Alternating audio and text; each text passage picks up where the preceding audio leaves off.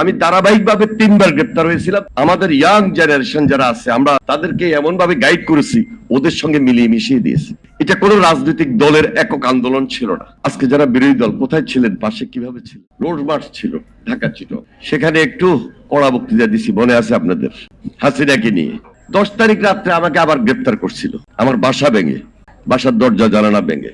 তার আগে 2023-এর 18 জুলাই একটা পদযাত্রা ছিল। ওই পদযাত্রা আমার লক্ষ্মীপুরের সুজিতকে যখন হত্যা করে, আমি যখন ওর প্রতিবাদ করি, এরপরে আমাকে আরেকবার গ্রেপ্তার করে। আমি ধারাবাহিকভাবে 3বার গ্রেপ্তার হয়েছিলাম। আন্দোলন সংগ্রামের মাধ্যমেই, আন্দোলন সংগ্রামকে বেগবান করার মধ্য দিয়েই শেষ পর্যন্ত মুক্ত হয়েছে। আমি সর্বশেষ যখন গ্রেপ্তার হই 25 তারিখ, তার আগে জুলাইয়ের 1 তারিখ থেকে কথাটা বলি, যখন আন্দোলনটা খুব বেশি দৃশ্যমান, মেধার জন্য আমাদের ছাত্ররা আন্দোলন শুরু করেছে এবং সাধারণ ছাত্রীরা, শিক্ষার্থীরা মাঠে ময়দানে নেমেছে। আমাদের ইয়াং জেনারেশন যারা আছে আমরা তাদেরকে এমন ভাবে গাইড করেছি, ওদের সঙ্গে মিলিয়ে মিশিয়ে দিয়েছি।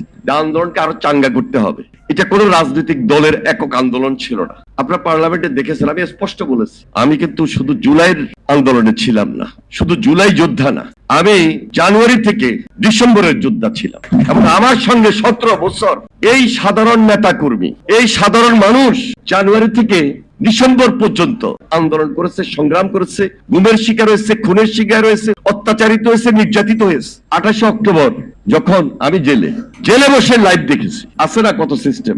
সেদিন তো আজকে যারা বিরোধী দল কোথায় ছিলেন, পাশে কিভাবে ছিলেন, এটা প্রশ্ন করার মতো। কোথায় ছিলেন, কিভাবে ছিলেন, আর 17 বছর কিভাবে ছিলেন, 17 বছর কোথায় ছিলেন, এটা তো প্রশ্ন করার মতো।